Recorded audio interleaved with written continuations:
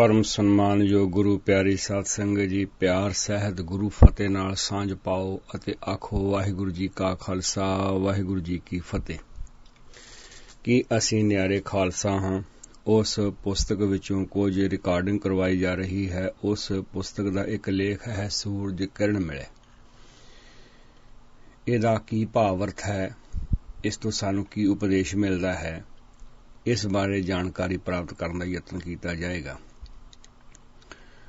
ਜਦੋਂ ਵੀ ਕਿਸੇ ਮ੍ਰਿਤਕ ਪ੍ਰਾਣੀ ਦੇ ਭੋਗ ਤੇ ਜਾਣਾ ਪਵੇ ਤਾਂ ਆਮ ਕਰਕੇ ਉਹਨਾਂ ਸ਼ਬਦਾਂ ਦਾ ਹੀ ਕੀਰਤਨ ਸੁਣਨ ਨੂੰ ਮਿਲਦਾ ਹੈ ਜਿਨ੍ਹਾਂ ਦਾ ਉਸ ਸਮੇਂ ਨਾਲ ਕੋਈ ਵੀ ਸੰਬੰਧ ਨਹੀਂ ਹੁੰਦਾ। ਉਂਝ ਗੁਰਬਾਣੀ ਦੇ ਕਿਸੇ ਵੀ ਸ਼ਬਦ ਦਾ ਪਾਠ ਜਾਂ ਕੀਰਤਨ ਕੀਤਾ ਜਾ ਸਕਦਾ ਹੈ, ਅਜਿਹੀ ਕੋਈ ਗੱਲ ਨਹੀਂ। ਨਾ ਹੀ ਪਰ ਅਜਿਹੀ ਸ਼ਰਤ ਵੀ ਕੋਈ ਨਹੀਂ ਹੋਣੀ ਚਾਹੀਦੀ ਕਿ ਉਸ ਦਾ ਭਾਵ ਅਰਥ ਜ਼ਰੂਰ ਸਮਝਾਇਆ ਜਾਣਾ ਚਾਹੀਦਾ ਹੈ। ਜੋ ਪਾਠ ਜਾਂ ਸ਼ਬਦ ਕੀਰਤਨ ਕੀਤਾ ਜਾਵੇ ਤਾਂ ਕਿ ਸੰਗਤ ਨੂੰ ਕੁਝ ਨਾ ਕੁਝ ਸ਼ਬਦ ਵਿੱਚੋਂ ਰੱਬੀ ਗਿਆਨ ਤੇ ਆਤਮਿਕ ਜੀਵਨ ਦਾ ਲਾਭ ਪ੍ਰਾਪਤ ਹੋ ਸਕੇ। ਗੁਰਬਾਣੀ ਉਪਦੇਸ਼ ਸੁਣ ਕੇ ਕਿਸੇ ਨਾ ਕਿਸੇ ਮਨੁੱਖ ਦੇ ਜੀਵਨ ਵਿੱਚ ਬਦਲਾਅ ਆ ਸਕੇ। ਬਹੁਤ ਦਫਾ ਪਰਿਵਾਰਾਂ ਨੂੰ ਖੁਸ਼ ਕਰਨ ਲਈ ਹੀ ਉਚੇਚੇ ਤੌਰ ਤੇ ਸ਼ਬਦਾਂ ਦੀ ਚੋਣ ਕਰਕੇ ਉਹਨਾਂ ਦਾ ਪਾਠ ਜਾਂ ਗਾਇਨ ਕੀਤਾ ਜਾਂਦਾ ਹੈ। ਸਗੋਂ ਇਹ ਧਿਆਨ ਵੀ ਰੱਖਿਆ ਜਾਂਦਾ ਹੈ ਕਿ ਜੋ ਸ਼ਬਦ ਪੜ੍ਹਿਆ ਜਾ ਰਿਹਾ ਹੈ ਉਸ ਵਿੱਚ ਕੋਈ ਨਾ ਕੋਈ ਅਜਿਹਾ ਸ਼ਬਦ ਤਾਂ ਲਾਜ਼ਮੀ ਹੋਣਾ ਚਾਹੀਦਾ ਹੈ ਜੋ ਪਰਿਵਾਰ ਦੀ ਹਉਮੈ ਨੂੰ ਵਧਾਉਂਦਾ ਹੋਵੇ। ਇੰਜ ਕੀਤਿਆਂ ਪਰਿਵਾਰ ਵਾਲੇ ਖੁਸ਼ ਹੋ ਕੇ ਵਾਹ-ਵਾਹ ਸੇਵਾ ਕਰ ਦਿੰਦੇ ਹਨ। ਕਈ ਵਾਰੀ ਤੇ ਅਸੀਂ ਮੁਹਾਵਰਿਆਂ ਨੂੰ ਵੀ ਮਾਤ ਪਾ ਜਾਂਦੇ ਹਾਂ। ਕਹਿੰਦੇ ਨੇ ਇੱਕ ਵਾਰੀ ਪੰਡਤ ਜੀ ਤੇ ਤੇਲੀ ਜੀ ਦੀ ਪਿੰਡ ਵਾਲਿਆਂ ਨੇ ਆਪਸ ਵਿੱਚ ਬਹਿਸ ਕਰਵਾ ਦਿੱਤੀ, ਕਿਉਂਕਿ ਪੰਡਤ ਜੀ ਨੂੰ ਆਪਣੀ ਵਿੱਦਿਆ ਦੇ ਪੂਰਾ ਮਾਣ ਸੀ। ਇਸ ਲਈ ਪੰਡਤ ਜੀ ਕਿਸੇ ਵੀ ਮਾਈ ਦੇ ਲਾਲ ਨੂੰ ਖੰਘਣ ਨਹੀਂ ਦਿੰਦਾ ਸੀ। ਜਣੇ ਖਣੇ ਦੀ ਪੱਤ ਲਾਉਂਦਿਆਂ ਹਰ ਮਨੁੱਖ ਨਾਲ ਕਵਿਤਾ ਵਿੱਚ ਹੀ ਗੱਲ ਕਰਦਾ ਸੀ। ਲੋਕਾਂ ਨੇ ਚੁੱਕ-ਚੁਕਾ ਕੇ ਤੇਲੀ ਨੂੰ ਉਸ ਦੇ ਮੁਕਾਬਲੇ ਵਿੱਚ ਲੈ ਆਂਦਾ। ਪੰਡਤ ਜੀ ਨੇ ਆਪਣੀ ਕਵਿਤਾ ਨੂੰ ਢੰਗ ਤਰੀਕੇ ਨਾਲ ਉਚਾਰਿਆ, ਪਰ ਤੇਲੀ ਜੀ ਦੀ ਵਾਰੀ ਆਈ ਤਾਂ ਤੇਲੀ ਕਹਿੰਦਾ, ਪੰਡਤਾ ਤੇਰੇ ਸਿਰ ਉੱਤੇ ਕੋਲੂ। ਪੰਡਤ ਜੀ ਕਹਿਣ ਲੱਗੇ, ਭਲੇ ਲੋਕ ਤੇਰੀ ਗੱਲ ਬਣੀ ਕੋਈ ਨਹੀਂ, ਕਿਉਂਕਿ ਇਹਦੇ ਵਿੱਚ ਨਾ ਕੋਈ ਕਵਿਤਾ ਹੈ ਤੇ ਨਾ ਕੋਈ ਕਵਿਤਾ ਵਾਲੀ ਗੱਲ ਹੈ, ਨਾ ਹੀ ਕੋਈ ਤੁਕਾਂਤ ਰਲਿਆ, ਕਿਉਂਕਿ ਤੇਰੀ ਕਵਿਤਾ ਦਾ ਤੋਲ ਪੂਰਾ ਵੀ ਨਹੀਂ ਹੈ। ਤੇਲੀ ਵਿਚਾਰਾ ਕਹਿੰਦਾ, ਗੱਲ ਬਣੇ ਚਾਹੇ ਨਾ ਬਣੇ, ਪੰਡਤਾ ਯਾਦ ਰੱਖੀ ਤੂੰ ਕੋਲੂ ਦੇ ਭਾਰ ਨਾਲ ਜ਼ਰੂਰ ਮਰੇਂਗਾ। ਏਦਾਂ ਹੀ ਇੱਕ ਵੀਰ ਜੀ ਨੂੰ ਪੁੱਛਿਆ, ਵੀਰ ਇਹ ਜਿਹੜਾ ਤੁਸੀਂ ਸ਼ਬਦ ਪੜ੍ਹਿਆ ਹੈ, ਲੱਖ ਖੁਸ਼ੀਆਂ ਪਾਤਸ਼ਾਹੀਆਂ, ਇਸ ਦੇ ਅਰਥ ਤਾਂ ਹੋਰ ਬਣਦੇ ਹਨ।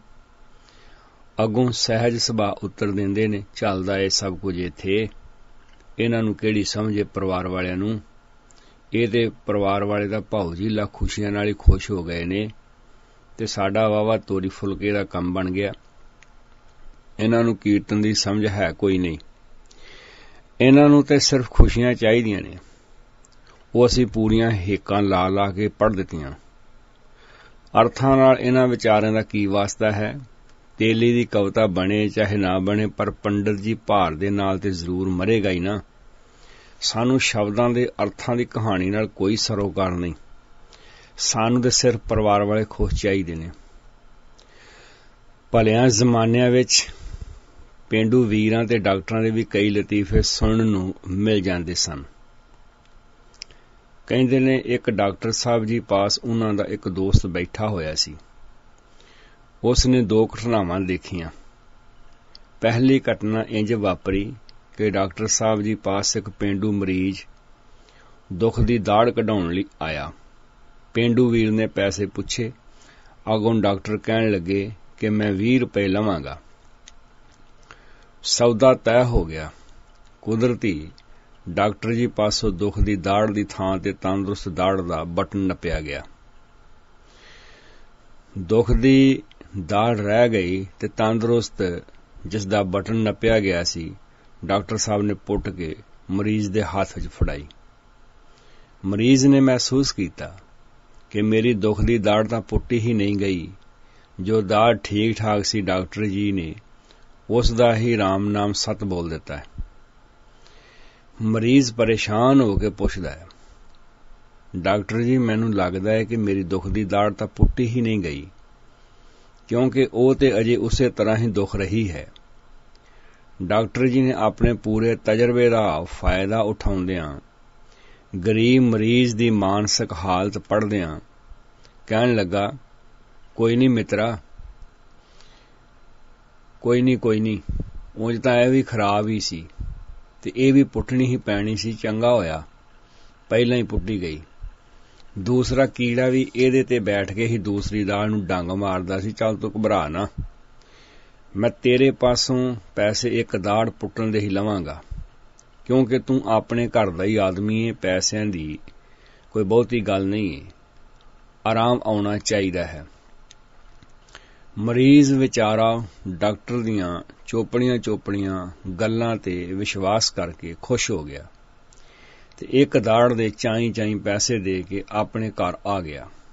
ਡਾਕਟਰ ਵੀ ਖੁਸ਼ ਤੇ ਮਰੀਜ਼ ਵੀ ਖੁਸ਼। ਦੋਸਤ ਦੇ ਬੈਠਿਆਂ ਡਾਕਟਰ ਸਾਹਿਬ ਜੀ ਦੇ ਪਾਸ ਇੱਕ ਹੋਰ ਮਰੀਜ਼ ਆ ਗਿਆ ਜਿਸ ਦੇ ਗੋਡੇ ਦੁਖਦੇ ਸਨ। ਮਰੀਜ਼ ਕਹਿਣ ਲੱਗਾ, ਡਾਕਟਰ ਜੀ ਮੇਰੇ ਗੋਡੇ ਬਹੁਤ ਦੁਖਦੇ ਹਨ, ਕੋਈ ਪੱਕਾ ਜਿਹਾ ਇਲਾਜ ਕਰਿਆ ਜੀ। ਮੈਨੂੰ ਟੂਟੀਆਂ ਆਦਿਕ ਵੀ ਲਾ ਕੇ ਦੇਖਿਆ ਜੀ, ਮੈਂ ਠੀਕ ਹੋ ਜਾਵਾਂਗਾ ਕਿ ਨਹੀਂ। ਡਾਕਟਰ ਸਾਹਿਬ ਨੇ ਸਟੈਥੀਓ ਨੂੰ ਕੰਨ ਵਿੱਚ ਲਾਇਆ ਤੇ ਉਸ ਦੇ ਗੋਡੇ ਗਿੱਟਿਆਂ ਦੇ ਲਾ ਕੇ ਦੇਖੇ। ਮਰੀਜ਼ ਨੂੰ ਕਦੇ ਪੁੱਠਾ ਬੈਠਣ ਲਈ ਕਹੇ, ਕਦੇ ਮਰੀਜ਼ ਨੂੰ ਲੰਬਾ ਪੈਣ ਲਈ ਕਹੇ। ਮਰੀਜ਼ ਸਾਊ ਪੁੱਤ ਵਾਂਗ ਡਾਕਟਰ ਸਾਹਿਬ ਜੀ ਦੇ ਹੁਕਮ ਦੀ ਤਾਮੀਲ ਕਰੀ ਜਾਵੇ। ਅਖੀਰ ਡਾਕਟਰ ਸਾਹਿਬ ਜੀ ਨੇ ਪੇਨ ਕਿਲਰ ਦੀਆਂ ਗੋਲੀਆਂ ਦੇ ਕੇ ਚੌਥੇ ਦਿਨ ਨੂੰ ਦੁਬਾਰਾ ਆਉਣ ਲਈ ਹੁਕਮ ਚਾੜ ਦਿੱਤਾ।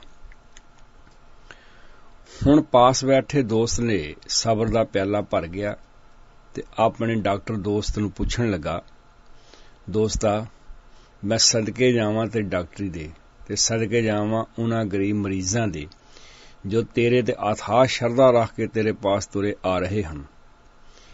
ਇੱਕ ਮਰੀਜ਼ ਦੀ ਤੂੰ ਤੰਦਰੁਸਤ ਦਾੜ ਕੱਢ ਕੇ ਰੱਖ ਦਿੱਤੀ,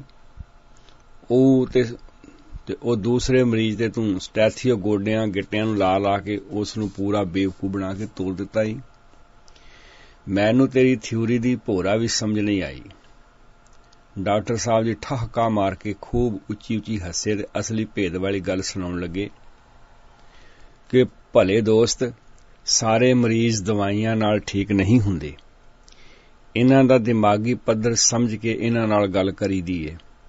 ਹੁਣ ਤੂੰ ਦੇਖ, ਜੋ ਦਾੜ ਵਾਲਾ ਮਰੀਜ਼ ਸੀ ਉਸ ਦੀ ਮੇਰੇ ਪਾਸੋਂ ਗਲਤੀ ਨਾਲ ਤੰਦਰੁਸਤ ਦਾੜ ਨਿਕਲ ਗਈ, ਪਰ ਉਹ ਮਰੀਜ਼ ਕੇਵਲ 20 ਰੁਪਏ ਹੀ ਦੇ ਸਕਦਾ ਸੀ। ਉਸ ਨੂੰ ਦਾੜ ਦਾ ਬਹੁਤਾ ਫਿਕਰ ਨਹੀਂ ਸੀ ਕਿ ਦਾੜ ਕਿਹੜੀ ਨਿਕਲ ਗਈ ਏ। ਉਸ ਵਿਚਾਰੇ ਨੂੰ ਪੈਸੇ ਸੰਸਾ ਪੈ ਗਿਆ ਕਿ 20 ਰੁਪਏ ਮੈਂ ਹੋਰ ਕਿੱਥੋਂ ਦਿਆਂਗਾ, ਕਿਉਂਕਿ ਮੇਰੇ ਪਾਸੋਂ ਇੱਕ ਦਿਨ ਪਹਿਲਾਂ ਪੁੱਛ ਗਿਆ ਸੀ ਕਿ ਪੈਸੇ ਵੱਧ ਤਾਂ ਨਹੀਂ ਲਓਗੇ। ਉਸ ਵਿਚਾਰੇ ਨੂੰ ਦਾੜ ਦਾ ਘੱਟ ਤੇ 20 ਦਾ ਵੱਧ ਫਿਕਰ ਵੱਡ ਖਾਈ ਜਾ ਰਿਹਾ ਸੀ।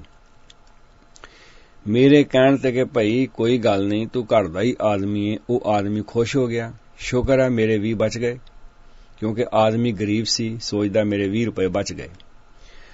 ਗੋਡਿਆਂ ਵਾਲੇ ਨੂੰ ਇਹ ਚਿੰਤਾ ਸੀ ਕਿ ਡਾਕਟਰ ਸਾਹਿਬ ਦਾ ਪਤਾ ਨਹੀਂ ਮੈਨੂੰ ਟੂਟੀਆਂ ਲਗਾ ਕੇ ਦੇਖਦਾ ਵੀ ਆ ਕੇ ਨਹੀਂ।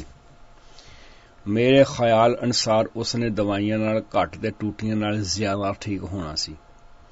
ਉਸ ਦਾ ਮਾਨਸਿਕ ਪੱਧਰ ਟੂਟੀਆਂ ਤੱਕ ਹੀ ਸੀਮਿਤ ਸੀ। ਇਸ ਲਈ ਉਸ ਨੂੰ ਮੈਂ ਟੂਟੀਆਂ ਤੇਰੇ ਸਾਹਮਣੇ ਹੀ ਲਗਾ ਕੇ ਦੇਖਿਆ ਤੇ ਇਹ ਯਕੀਨ ਕਰਾ ਦਿੱਤਾ, ਤੂੰ ਜ਼ਰੂਰ ਠੀਕ ਹੋ ਜਾਏਗਾ।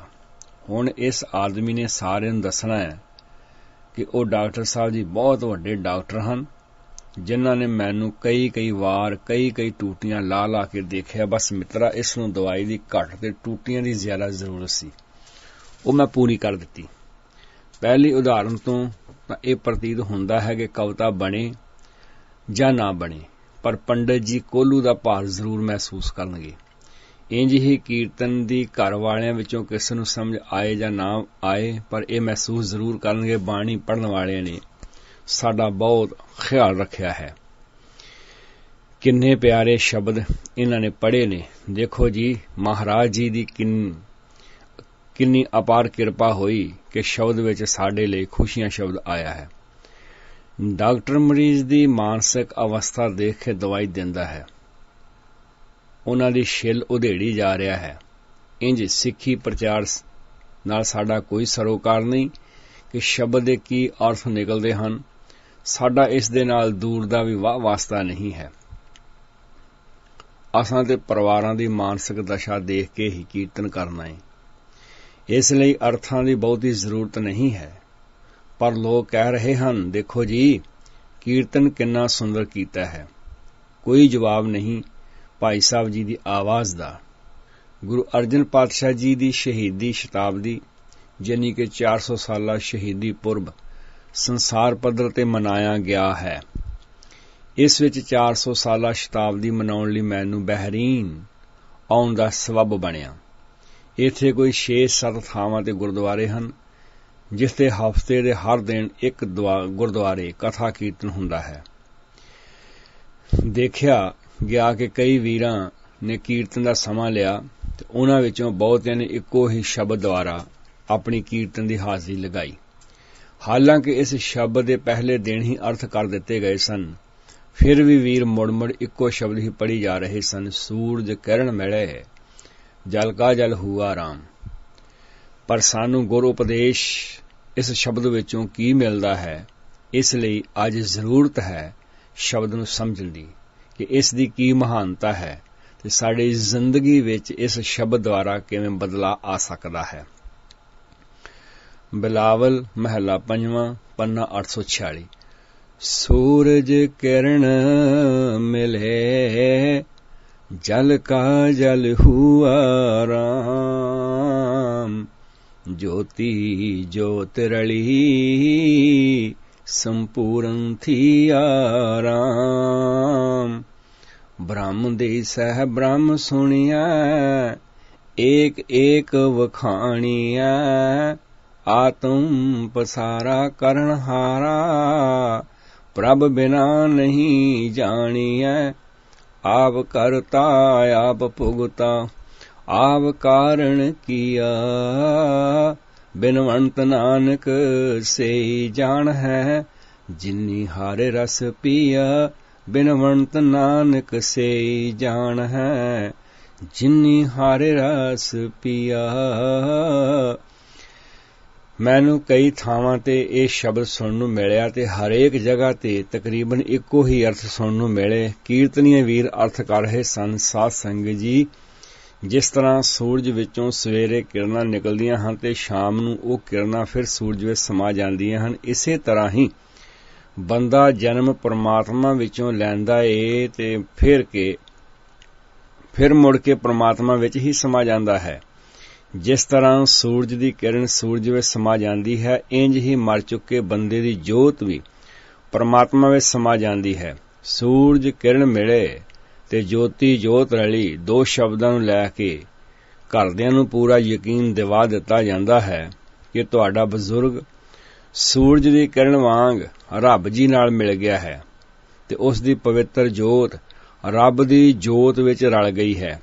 ਕੀਰਤਨ ਰਾਹੀਂ ਘਰਦਿਆਂ ਨੂੰ ਸਮਝਾ ਦਿੱਤਾ ਕਿ ਤੁਹਾਨੂੰ ਕੋਈ ਚਿੰਤਾ ਦੀ ਲੋੜ ਨਹੀਂ ਹੈ ਤੇ ਹੁਣ ਤੁਸੀਂ ਕਿਸੇ ਕਿਸਮ ਦਾ ਫਿਕਰ ਵੀ ਨਾ ਕਰਿਆ ਜੀ, ਕਿਉਂਕਿ ਬਜ਼ੁਰਗ ਸਵਰਗ ਵਿੱਚ ਸਿੱਧੇ ਹੀ ਪਹੁੰਚ ਗਏ ਹਨ। ਦਰਅਸਲ ਇਹ ਪਵਿੱਤਰ ਕੀਰਤਨ ਪਿੱਛੇ ਰਹਿ ਗਏ ਪਰਿਵਾਰ ਨੂੰ ਗੁਰਬਾਣੀ ਦੁਆਰਾ ਢਾਰਸ ਦੇਣ ਲਈ ਹੈ, ਨਾ ਕਿ ਮਰ ਚੁੱਕੇ ਆਦਮੀ ਲਈ ਹੈ। ਇਹੋ ਹੀ ਸ਼ਬਦ ਗੁਰੂ ਅਰਜਨ ਪਾਤਸ਼ਾਹ ਜੀ ਦੀ ਸ਼ਹੀਦੀ ਤੇ ਪੜ੍ਹਿਆ ਜਾਂਦਾ ਹੈ ਤੇ ਬਾਕੀ ਗੁਰੂ ਸਾਹਿਬਾਨ ਜੀ ਦੇ ਜੋਤੀਜੋਤ ਸਮਾਉਣ ਦੇ ਗੁਰਪੁਰਬਾਂ ਉੱਤੇ ਵੀ ਪੜ੍ਹਿਆ ਜਾਂਦਾ ਹੈ। ਸਰਬਕਾਲੀ, ਸਰਬਦੇਸ਼ੀ, ਸਰਬ ਸਾਂਝੀ ਗੁਰਬਾਣੀ ਦੇ ਇਸ ਮਹਾਨ ਸ਼ਬਦ ਦੀ ਵਿਚਾਰ ਦੇਖੀਏ। ਇਹ ਤੁਕਾਂ ਬਿਲਾਵਲ ਰਾਗ ਦੇ ਇੱਕ ਛੰਤ ਦੀਆਂ ਮਗਰਲੇ ਬੰਦ ਦੀਆਂ ਹਨ। ਇਸ ਵਾਕ ਵਿੱਚ ਗੁਰੂ ਸਾਹਿਬ ਜੀ ਕਠੋਰ ਮਨ ਦੀ ਅਵਸਥਾ ਬਰਫ਼ ਦਾ ਪ੍ਰਤੀਕ ਲੈ ਕੇ ਦੱਸ ਰਹੇ ਹਨ।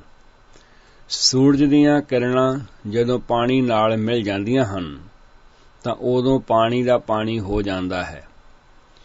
ਸਵਾਲ ਉੱਠਦਾ ਹੈ ਕਿ ਪਾਣੀ ਦਾ ਪਾਣੀ ਕਿਵੇਂ ਹੋ ਗਿਆ? ਪਾਣੀ ਠੋਸ, ਤਰਲ ਤੇ ਗੈਸ ਦੇ ਤਿੰਨਾਂ ਰੂਪਾਂ ਵਿੱਚ ਮਿਲਦਾ ਹੈ। ਪਾਣੀ ਨੂੰ ਗਰਮ ਕੀਤਾ ਜਾਏ ਤੇ ਪਾਣੀ ਭਾਫ਼ ਬਣ ਜਾਂਦਾ ਹੈ, ਗੈਸ ਬਣ ਜਾਂਦਾ ਹੈ। ਉਸੇ ਹੀ ਪਾਣੀ ਨੂੰ -ਡਿਗਰੀ ਤੋਂ ਥੱਲੇ ਲੈ ਆਈਏ ਤਾਂ ਉਹੀ ਪਾਣੀ ਬਰਫ਼ ਦਾ ਰੂਪ ਧਾਰਨ ਕਰ ਜਾਂਦਾ ਹੈ। ਗੁਰੂ ਸਾਹਿਬ ਜੀ ਮਨੁੱਖੀ ਕਠੋਰਤਾ ਦੀ ਗੱਲ ਕਰ ਰਹੇ ਹਨ। ਜਿਸ ਤਰ੍ਹਾਂ ਪਾਣੀ ਜੰਮ ਜਾਏ ਤਾਂ ਸਖਤ ਬਰਫ਼ ਹੋ ਜਾਂਦਾ ਹੈ, ਇਸੇ ਤਰ੍ਹਾਂ ਹੀ ਗੁਰੂ ਨਾਲੋਂ ਟੁੱਟਿਆ ਮਨੁੱਖ ਦਾ ਮਨ ਵੀ ਸਖਤ ਬਰਫ਼ ਵਰਗਾ ਕਠੋਰ ਹੋ ਜਾਂਦਾ ਹੈ। ਬਰਫ਼ ਤੇ ਜਦੋਂ ਸੂਰਜ ਦੀਆਂ ਕਿਰਨਾਂ ਪੈਂਦੀਆਂ ਹਨ ਤਾਂ ਪਾਣੀ ਪਿਘਲਦਾ ਹੈ। ਬਰਫ਼ ਪਿਘਲ ਕੇ ਆਪਣੇ ਅਸਲੀ ਰੂਪ ਪਾਣੀ ਵਿੱਚ ਆ ਜਾਂਦੀ ਹੈ। ਸੂਰਜ ਕਿਰਨ ਮਿਲੈ, ਜਲ ਕਾ ਜਲ ਹੁਆ ਰਾਮ, ਜਲ ਕਾ ਜਲ ਹੁਆ। ਪਾਣੀ ਜੰਮਿਆ ਬਰਫ਼ ਸੀ, ਗਰਮੀ ਨਾਲ ਪਿਘਲ ਕੇ ਪਾਣੀ ਬਣ ਗਿਆ, ਸੂਰਜ ਪਾਣੀ ਬਣ ਗਿਆ। ਸੂਰਜ ਗਿਆਨ ਦੇ ਪ੍ਰਤੀਕ ਵਜੋਂ ਆਇਆ ਏ। ਜਿੰਨਾ ਚਿਰ ਗੁਰਬਾਣੀ ਗਿਆਨ ਨਹੀਂ ਸੀ, ਮਨ ਹਮੇਸ਼ਾ ਹੀ ਕਠੋਰ ਅਵਸਥਾ ਦੇ ਵਿੱਚ ਵਿਚਰ ਕੇ ਖੁਸ਼ ਹੁੰਦਾ ਸੀ। ਹੁਣ ਜਦੋਂ ਦਾ ਗੁਰੂ ਗਿਆਨ ਪ੍ਰਾਪਤ ਹੋ ਗਿਆ ਹੈ, ਮਨ ਦੀ ਕਠੋਰਤਾ ਤੇ ਰੁੱਖਾਪਨ ਖਤਮ ਹੀ ਨਹੀਂ ਹੋਈ, ਸਗੋਂ ਮਨ ਤੇ ਪ੍ਰਮਾਤਮਾ ਦੀ ਇੱਕਮਿਕਤਾ ਹੋ ਗਈ ਹੈ। ਦੂਸਰੀ ਤੁਕ ਵਿੱਚ ਹੋਰ ਵੀ ਸਪਸ਼ਟ ਹੋ ਜਾਂਦਾ ਹੈ, ਜੋਤੀ ਜੋਤ ਰਲੀ, ਸੰਪੂਰਨ ਥੀਆ ਰਾਮ। ਮਨੁੱਖੀ ਮਨ ਅਸਲ ਵਿੱਚ ਹੈ ਪ੍ਰਮਾਤਮਾ ਦੇ ਗੁਣਾਂ ਦਾ ਸਰੂਪ, ਪਰ ਸੰਸਾਰ ਵਿੱਚ ਰਹਿੰਦਿਆਂ ਰੱਬੀ ਗੁਣਾਂ ਨਾਲੋਂ ਟੁੱਟਿਆ ਇਹ ਹਉਮੈ, ਈਰਖਾ ਵਰਗੀਆਂ ਬਿਮਾਰੀਆਂ ਦਾ ਸ਼ਿਕਾਰ ਹੋ ਜਾਂਦਾ ਹੈ। ਜਿਸ ਤਰ੍ਹਾਂ ਬਰਫ਼ ਨੂੰ ਸੂਰਜ ਦੀਆਂ ਕਿਰਨਾਂ ਮਿਲਦੀਆਂ ਨੇ ਤੇ ਉਸ ਦਾ ਪਾਣੀ ਬਣ ਜਾਂਦਾ ਹੈ, ਇਸੇ ਤਰ੍ਹਾਂ ਹੀ ਗੁਰੂ ਸਾਹਿਬ ਜੀ ਦੇ ਉਪਦੇਸ਼ ਨੂੰ ਲੈ ਕੇ ਅਸੀਂ ਆਪਣੇ ਮਨ ਦੀ ਕਠੋਰਤਾ ਦੂਰ ਕਰ ਸਕਦੇ ਹਾਂ। ਜੋ ਰੱਬ ਜੀ ਦੇ ਗੁਣ ਹਨ, ਉਹ ਸਾਰੇ ਗੁਣ ਸਾਡੇ ਵਿੱਚ ਆ ਸਕਦੇ ਹਨ। ਤੇ ਇਸ ਨੂੰ ਕਿਹਾ ਗਿਆ ਹੈ, ਜੋਤੀ ਜੋਤ ਰਲੀ, ਸੰਪੂਰਨ ਥੀਆ ਰਾਮ। ਰੱਬ ਜੀ ਦੀ ਨਿਯਮਾਵਲੀ, ਸਿਧਾਂਤ, ਹੁਕਮ ਨੂੰ ਸਮਝ ਕੇ ਉਸ ਵਿੱਚ ਆਪਣੇ ਆਪ ਨੂੰ ਢਾਲਣਾ, ਉਸ ਦਾ ਨਿਤਾ ਪ੍ਰਤੀ ਅਭਿਆਸ ਕਰਨ ਨੂੰ ਜੋਤੀ ਜੋਤ ਰਲੀ ਕਿਹਾ ਜਾ ਸਕਦਾ ਹੈ। ਮਨੁੱਖੀ ਮਨ ਦੀ ਸਭ ਤੋਂ ਵੱਡੀ ਕਠੋਰਤਾ ਨਫ਼ਰਤ ਦੀ ਹੈ। ਜੇ ਇਹ ਨਫ਼ਰਤ ਵਰਗੀ ਭਿਆਨਕ ਬਿਮਾਰੀ ਦੇ ਕੀਟਾਣੂ ਇਸ ਦੇ ਦਿਮਾਗ ਵਿੱਚੋਂ ਨਿਕਲ ਜਾਣ ਤਾਂ ਇਸ ਰੱਬ ਦੇ ਬੰਦੇ ਨੂੰ ਚਾਰ ਚਫੇਰੇ ਆਪਣੇ ਹੀ ਆਪਣੇ ਨਜ਼ਰ ਆਉਣਗੇ। ਦੁਸ਼ਮਣੀ ਦੀਆਂ ਵਲਗਣਾਂ ਸਦਾ ਲਈ ਢਹਿ ਜਾਣਗੀਆਂ ਤੇ ਹਰ ਪਾਸੇ ਰੱਬ ਜੀ ਦੇ ਹੀ ਦੀਦਾਰੇ ਹੋਣਗੇ। ਇੰਜ ਲੱਗੇਗਾ ਜਿਵੇਂ ਪ੍ਰਮਾਤਮਾ ਹੀ ਆਪ ਸੁਣ ਰਿਹਾ ਹੈ, ਉਹ ਆਪ ਹੀ ਦੇਖ ਰਿਹਾ ਹੈ ਤੇ ਫਿਰ ਹਰ ਵਿੱਚ ਉਸ ਦਾ ਹੀ ਉਹੀ ਵਸਦਾ ਨਜ਼ਰ ਆਏਗਾ।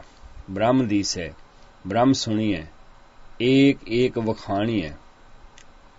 ਬ੍ਰਹਮ ਦੀਸੈ, ਬ੍ਰਹਮ ਸੁਣੀਐ, ਏਕ ਏਕ ਵਖਾਣੀਐ। ਸਾਰੇ ਸੰਸਾਰ ਦਾ ਖਿਲਰਿਆ ਹੋਇਆ ਖਿਲਾਰਾ ਪਰਮਾਤਮਾ ਦਾ ਹੀ ਰੂਪ ਨਜ਼ਰ ਆਏਗਾ। ਪਰਮਾਤਮਾ ਦੇ ਗੁਣਾਂ ਤੋਂ ਬਿਨਾਂ ਹੋਰ ਕੁਝ ਵੀ ਨਹੀਂ ਦਿਸੇਗਾ। ਫਿਰ ਮਨੁੱਖ ਨੂੰ ਨਿਸ਼ਚਾ ਹੋ ਜਾਂਦਾ ਹੈ ਕਿ ਪ੍ਰਮਾਤਮਾ ਆਪ ਹੀ ਸਭ ਨੂੰ ਪੈਦਾ ਕਰਨ ਵਾਲਾ ਹੈ, ਆਪ ਹੀ ਜੀਵਾਂ ਵਿੱਚ ਬੈਠ ਕੇ ਆਪ ਹੀ ਰੰਗ ਮਾਣ ਰਿਹਾ ਹੈ ਤੇ ਉਹ ਆਪ ਹੀ ਹਰੇਕ ਕੰਮ ਕਰਨ ਦੀ ਪ੍ਰੇਰਨਾ ਦੇ ਰਿਹਾ ਹੈ। ਆਪ ਕਰਤਾ, ਆਪ ਭੁਗਤਾ, ਆਪ ਕਾਰਨ ਕੀਆ, ਆਪ ਕਰਤਾ, ਆਪ ਭੁਗਤਾ, ਆਪ ਕਾਰਨ ਕੀਆ। ਗੁਰੂ ਅਰਜਨ ਪਾਤਸ਼ਾਹ ਜੀ ਫਰਮਾ ਰਹੇ ਹਨ ਕਿ ਇਸ ਅਵਸਥਾ ਨੂੰ ਉਹੀ ਮਨੁੱਖ ਸਮਝਦੇ ਹਨ ਜਿਨ੍ਹਾਂ ਨੇ ਪ੍ਰਮਾਤਮਾ ਦੇ ਗੁਣਾਂ ਦਾ ਸਵਾਦ ਚੱਖ ਲਿਆ ਹੈ। ਬਿਨਵੰਤ ਨਾਨਕ ਸੇਈ ਜਾਣੇ ਜਿਨੀ ਹਰ ਰਸ ਪੀਆ, ਬਿਨਵੰਤ ਨਾਨਕ ਸੇਈ ਜਾਣੇ ਜਿਨੀ ਹਰ ਰਸ ਪੀਆ। ਇਸ ਸ਼ਾਂਤ ਵਿੱਚ ਕਠੋਰਤਾ ਦੇ ਕੁਝ ਰੂਪ ਜਿਵੇਂ ਮਲੀਨਤਾ, ਨਿਜ ਸਵਾਰਥ ਦਾ ਮੋਹ, ਪੰਜ ਵਿਕਾਰਾਂ ਤੇ ਭੈੜੀ ਮੱਤ ਵੀ ਦੱਸੇ ਹਨ। ਸਾਹਿਬ ਜੀ ਫਰਮਾਉਂਦੇ ਹਨ, ਇਹ ਸਦਾ ਨਹੀਂ ਬੈਠ ਸਕਦੇ। ਜੇਕਰ ਅਸੀਂ ਆਪਣੇ ਮਨ ਦੀ ਬਾਂਹ ਗੁਰੂ ਜੀ ਨੂੰ ਫੜਾ ਕੇ ਆਪਣੇ ਆਪ ਨੂੰ ਸਮਰਪਣ ਕਰ ਦਈਏ। ਕਰ ਗਹਿ ਭੁਜਾ ਗਹੀ ਕਠ ਜਮ ਕੀ ਫਾਸੀ ਰਾਮ। ਗਹਿ ਭੁਜਾ ਲੀਨੀ ਦਾਸ ਕੀਨੀ ਅੰਕੁਰ ਉਧੋਤ ਜਣਾਇਆ। ਮਲਨ ਮੋਹ ਬਿਕਾਰ ਨਾਠੇ ਦਿਵਸ ਨਿਰਮਲ ਆਇਆ। ਦ੍ਰਿਸ਼ ਧਾਰੀ ਮਨ ਪਿਆਰੀ ਮਹਾਂ ਦੁਰਮਤ ਨਾਸੀ। ਇਸੇ ਹੀ ਸ਼ੰਤ ਦੀਆਂ ਆਰੰਭਕ ਤੁਕਾਂ ਵਿੱਚ ਗੁਰੂ ਸਾਹਿਬ ਜੀ ਦੱਸਦੇ ਹਨ ਕਿ ਸੂਰਜ ਦੀ ਕਿਰਨ ਜਦੋਂ ਬਰਫ਼ ਤੇ ਪੈਂਦੀ ਹੈ ਤਾਂ ਇੱਕ ਬਦਲਾਅ ਪੈਦਾ ਹੁੰਦਾ ਹੈ। ਭਾਵ ਗੁਰੂ ਜੀ ਦੇ ਸੂਰਜ ਰੂਪੀ ਗਿਆਨ ਦੁਆਰਾ ਮਾਨਸਿਕ ਰੋਗਾਂ ਦਾ ਦੂਰ ਹੋਣਾ, ਬੇਲੋੜੀਆਂ ਚਿੰਤਾਵਾਂ ਦਾ ਭਿਆਨਕ ਦੁੱਖ, ਆਤਮਕ ਤਲ ਤੇ ਜੰਮਣਾ ਮਰਨਾ ਖਤਮ ਹੋ ਜਾਂਦੇ ਹਨ। ਸੂਰਜ ਦੀ ਕਿਰਨ ਮਿਲਣ ਦਾ ਹੀ ਅਸਰ ਹੈ। ਆਤਮਕ ਜੀਵਨ ਦੇਣ ਵਾਲੀ ਭਗਤੀ ਤੇ ਰਿਧੀਆਂ ਸਿੱਧੀਆਂ ਦਾ ਖਜ਼ਾਨਾ ਮਿਲ ਜਾਂਦਾ ਹੈ। ਤਹਿ ਰੋਗ ਸੋਗ ਨਾ ਦੁਖ ਵਿਆਪੈ, ਜਨਮ ਮਰਨ ਨਾ ਤਾਹਾ, ਰਿੱਧ ਸਿੱਧ ਸੁਧਾ ਰਸ ਅੰਮ੍ਰਿਤ, ਭਗਤ ਭਰੇ ਭੰਡਾਰਾ। ਤਹਿ ਰੋਗ ਸੋਗ ਨਾ ਦੁਖ ਵਿਆਪੈ, ਜਨਮ ਮਰਨ ਨਾ ਤਾਹਾ, ਰਿੱਧ ਸਿੱਧ ਸੁਧਾ ਰਸ ਅੰਮ੍ਰਿਤ, ਭਗਤ ਭਰੇ ਭੰਡਾਰਾ। ਸੋ ਸਮਝਿਆ ਜਾ ਸਕਦਾ ਹੈ ਕਿ ਇਸ ਸ਼ਬਦ ਵਿੱਚੋਂ ਮਨ ਦੀ ਹਉਮੈ ਰੂਪੀ ਕਠੋਰਤਾ ਨੂੰ ਦੂਰ ਕਰਕੇ ਇਸੇ ਸ਼ਾਂਤ ਦੇ ਅਮਰ ਕਥਨ ਅਨੁਸਾਰ ਬਿਨਵੰਤ ਨਾਨਕ ਮਿਲ ਸਾਧ ਸਾਜਨ ਅਮਰ ਪਦਵੀ ਪਾਵ ਹੈ, ਆਤਮਿਕ ਪਦਵੀ ਦੀ ਪ੍ਰਾਪਤੀ ਕਰਨੀ ਹੈ। ਤੋ ਗੁਰੂ ਅਮਰਦਾਸ ਮਹਾਰਾਜ ਜੀ ਦਾ ਇੱਕ ਵਾਕ ਜੋ 851 ਪੰਨੇ ਉੱਤੇ ਅੰਕਿਤ ਹੈ, ਉਸ ਨੂੰ ਧਿਆਨ ਵਿੱਚ ਲਿਆ ਕੇ ਸਮਾਪਤੀ ਕਰੀਏ।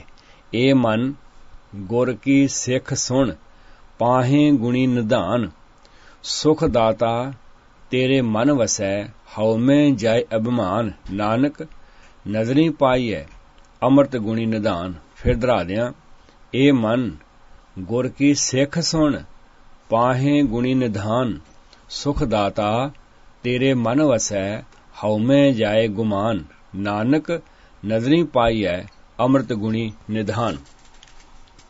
ਤੋ ਇਹ ਜੋ ਵਿਚਾਰ ਕੀਤੀ ਹੈ, ਇਸ ਨੂੰ ਫਿਰ ਇੱਕ ਵਾਰ ਦੁਹਰਾ ਦਿਆਂ ਕਿ ਸੂਰਜ ਕਿਰਨ ਮਿਲੈ ਜਲ ਕਾ ਜਲ ਹੁਆ ਰਾਮ ਦਾ ਅਰਥ ਇਹ ਨਹੀਂ ਕਿ ਬੰਦਾ ਚੜ੍ਹਾਈ ਕਰ ਗਿਆ, ਉਹ ਜਿਵੇਂ ਕਿਰਨਾਂ ਸੂਰਜ ਵਿੱਚੋਂ ਆਉਂਦੀਆਂ ਨੇ ਸੂਰਜ ਨਾਲ ਮਿਲ ਜਾਂਦੀਆਂ, ਨਹੀਂ।